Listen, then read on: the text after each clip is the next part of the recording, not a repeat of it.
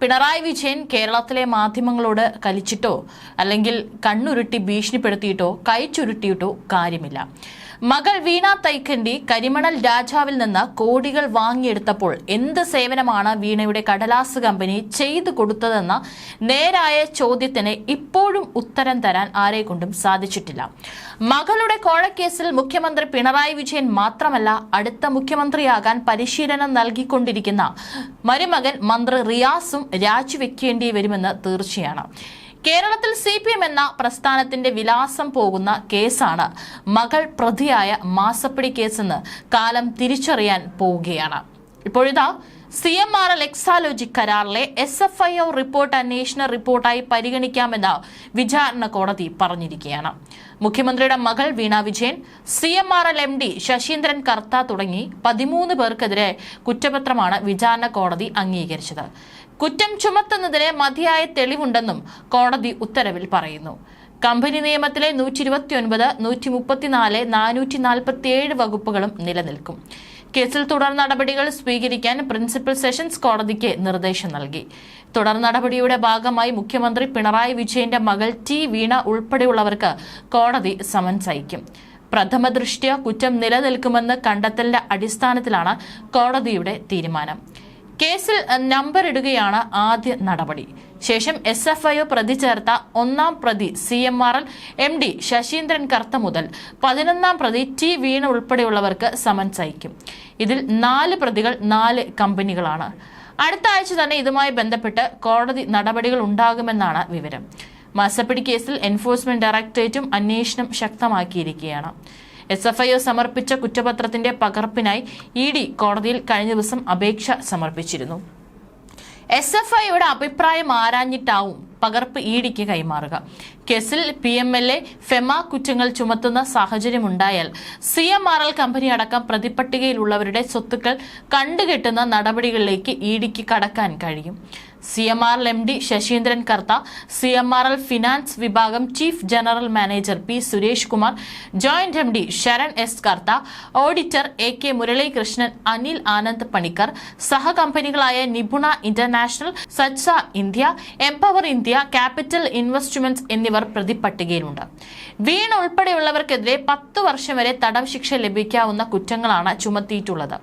കേന്ദ്ര കമ്പനികാര്യ മന്ത്രാലയം നൽകിയ വിചാരണ അനുമതി പ്രകാരമാണ് SFIO നടപടി. സേവനം നൽകാതെ CMRL കമ്പനിയിൽ നിന്ന് വീണ തൈക്കണ്ടിയിലിന്റെ ഉടമസ്ഥതയിലുള്ള എക്സാലോജി കമ്പനി 2,70,00,000 രൂപ കൈപ്പറ്റി. രാഷ്ട്രീയ നേതാക്കൾക്കും CMRL 182 കോടി രൂപ കോഴയായി നൽകി. കർത്തയുടെ മരുമകൻ ആനന്ദ് പണിക്കർക്ക് 13 കോടി രൂപ കമ്മീഷൻ നൽകി. CMRL ഈ തുക കള്ളക്കണക്കിൽ എഴുതി വകമാറ്റി എന്നിവയാണ് SFIOയുടെ കണ്ടെത്തൽ. കേസ് നടക്കട്ടെയെന്നും അതുതന്നെ ബാധിക്കുന്ന കാര്യമൊന്നുമല്ല എന്നൊക്കെ മുഖ്യമന്ത്രി കസേരയിൽ ഇരുന്ന പിണറായി വിജയന് മൊഴിയാം. അടുത്ത ആഴ്ച കേസ് കോടതിയിൽ വരുമ്പോൾ ഇതൊന്നും കോടതിയിൽ പറഞ്ഞാൽ ചിലവാകില്ല. ലാവ്ലിൻ അഴിമതി കേസ് ഡൽഹിയിലെ കോടതിയിൽ 72 പ്രാവശ്യം നീട്ടി മുന്നോട്ടു പോകുന്ന തട്ടിപ്പൊന്നും വീണ പ്രതിയായ കേസിൽ നടപ്പാകില്ല. അടുത്ത ആഴ്ച വീണയുടെ കയ്യിൽ വിലങ്ങ് വീഴുമെന്ന കോടതി വീണയെ ശിക്ഷിക്കുമെന്നും മകൾ ജയിലിൽ പോകുമെന്നും പിണറായിക്ക് നന്നായി അറിയാം.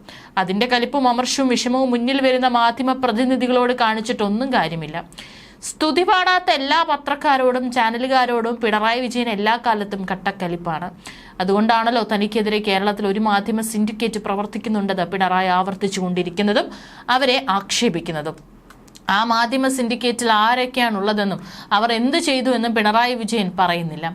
വീണയുടെ ഭർത്താവായിട്ടുള്ള മന്ത്രി മുഹമ്മദ് റിയാസ് പോലും മാധ്യമങ്ങൾക്ക് മുൻപിൽ വരാതെയാണ് നടക്കുന്നത്. അപ്പോഴാണ് സംസ്ഥാന സെക്രട്ടറിയുടെ പ്രതികരണം വരുന്നത്. ഇത്തവണ വിഷയത്തിൽ മറ്റാരോടും പ്രതികരിക്കേണ്ട എന്നുള്ള നിർദ്ദേശമാണ് നൽകിയിരിക്കുന്നതെന്ന് തോന്നുന്നു. കാര്യങ്ങൾ കൈവിട്ടുപോയി. അതുകൊണ്ട് ഇനി വല്ലവനും എന്തെങ്കിലും മണ്ടത്തരം വിളമ്പിയാൽ ഈ അവസരത്തിൽ പാർട്ടിക്ക് അത് തലവേദന കൂട്ടുകയുള്ളൂ എന്ന് കരുതി കാണണം. പാർട്ടി സെക്രട്ടറിക്ക് പറയാനുള്ളത് വീണ വിജയനെതിരായ കേസ് രാഷ്ട്രീയ പ്രേരിതമാണെന്നും മുഖ്യമന്ത്രിയെ ആക്രമിക്കുക എന്നതാണ് ലക്ഷ്യമെന്നും കേന്ദ്ര സർക്കാരും BJPയിൽ ചേർന്ന പുതിയ ആളുകളും മാത്യു കുഴൽനാടനും നിരവധി മേഖലയിൽ കേസുകൾ നൽകി. 3 വിജിലൻസ് കോടതികളും ആ കേസുകൾ തള്ളി. അപ്പീൽ നൽകിയ ഹൈക്കോടതിയിലെത്തിയപ്പോൾ അവിടെയും നിരാകരിക്കപ്പെട്ടു. കോടതിയുടെ മുന്നിൽ നിൽക്കുന്ന ഒരു പ്രശ്നത്തിൽ ധൃതി പിടിച്ച് നടപടി സ്വീകരിച്ച് മുന്നോട്ട് പോകേണ്ട ഒരു സാഹചര്യവുമില്ല. കോടതി വിധി വരുന്നതിന് മുൻപ് കുറ്റപത്രം സമർപ്പിക്കുന്നതും തുടർ നടപടികൾ സ്വീകരിക്കുന്നതും തദ്ദേശ സ്വയംഭരണ സ്ഥാപനങ്ങളിലേക്കുള്ള തെരഞ്ഞെടുപ്പും അതിന് തുടർച്ചയായി വരാൻ പോകുന്ന നിയമസഭാ തെരഞ്ഞെടുപ്പും മുന്നിൽ വെച്ച് കണ്ടുകൊണ്ടാണ്. കഴിഞ്ഞ നിയമസഭാ തെരഞ്ഞെടുപ്പിൽ നടത്തിയതുപോലെ കേരളത്തിൽ പുതിയ BJP പ്രസിഡന്റ് കൂടി രംഗത്ത് വന്ന അവസരം കൂടി ഉപയോഗപ്പെടുത്തി കാര്യങ്ങൾ പൊലിപ്പിച്ചെടുക്കാനാണ് രാഷ്ട്രീയ ലക്ഷ്യത്തോടെ ശ്രമിക്കുന്നത്. കേന്ദ്ര ഏജൻസികൾ പലപ്പോഴും എടുക്കുന്ന സമീപനം ഏകപക്ഷീയമായ രീതിയിൽ പ്രതിപക്ഷ രാഷ്ട്രീയ പ്രസ്ഥാനങ്ങൾക്കും ഗവൺമെന്റിനും എതിരായിട്ടുള്ളതാണ്. കൊടകര കുഴൽപ്പണ കേസിൽ കേന്ദ്ര ഏജൻസിയുടെ പരിഹാസ്യമായ നിലപാട് എന്തായിരുന്നു ലക്ഷ്യം വെച്ചതെന്ന് കേരളത്തിലെ ജനങ്ങൾക്ക് പകൽ വെളിച്ചം പോലെ മനസ്സിലായതാണ്. ഹൈക്കോടതിയുടെ നിർബന്ധത്തിന് വഴങ്ങി കൊടകര കുഴൽപ്പണ കേസ് അന്വേഷിച്ചപ്പോൾ പരിഹാസ്യമായ രീതിയിൽ BJP നേതൃത്വത്തെ സംരക്ഷിക്കാൻ പാകത്തിനാണ് കുറ്റപത്രം സമർപ്പിച്ചത്. കരുവന്നൂർ കേസുമായി ബന്ധപ്പെട്ട ഹൈക്കോടതി നിശിതമായ വിമർശനമാണ് പക്ഷാപാതപരമായ നിലപാട് സ്വീകരിച്ച കേന്ദ്ര ഏജൻസികൾക്കെതിരെ ഉയർത്തിയത്. സ്വർണ്ണക്കള്ളക്കടത്ത്, ബിരിയാണി ചെമ്പിൽ സ്വർണ്ണക്കടത്ത് തുടങ്ങിയ കള്ളക്കഥകളുമായി രംഗത്ത് വന്നവർ ഉന്നയിച്ച ആരോപണങ്ങൾ എങ്ങനെയാണോ അവസാനം ഇല്ലാതായത്, രാഷ്ട്രീയ ഗൂഢാലോചനയുടെ ഭാഗമായിട്ട് ഉയർന്ന ഈ കാര്യവും ആവിയായി മാറുമെന്ന കാര്യത്തിൽ യാതൊരു സംശയവുമില്ല.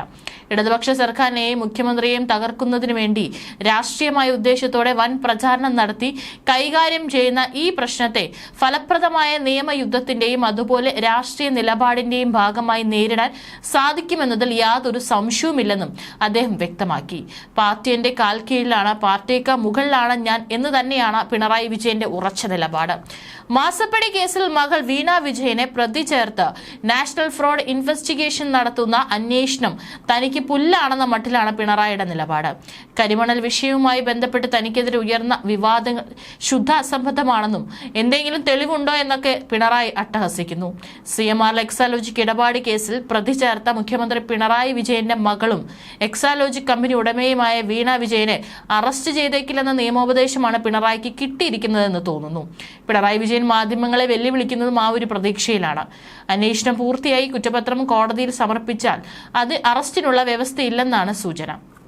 നേരത്തെ കേന്ദ്ര കമ്പനികാര്യ മന്ത്രാലയമാണ് വീണയെ പ്രോസിക്യൂട്ട് ചെയ്യാൻ അനുമതി നൽകിയത്. ഇടപാടുമായി ബന്ധപ്പെട്ട് സീരിയസ് ഫ്രോഡ് ഇൻവെസ്റ്റിഗേഷൻ ഓഫീസ് തയ്യാറാക്കിയ കുറ്റപത്രത്തിൽ വീണ പ്രതിയാണ്. എറണാകുളം ജില്ലാ കോടതിയിൽ സമർപ്പിച്ച കുറ്റപത്രം ഇനി എറണാകുളം ജില്ലാ സെഷൻസ് കോടതിയാണ് പരിഗണിക്കാൻ പോകുന്നത്.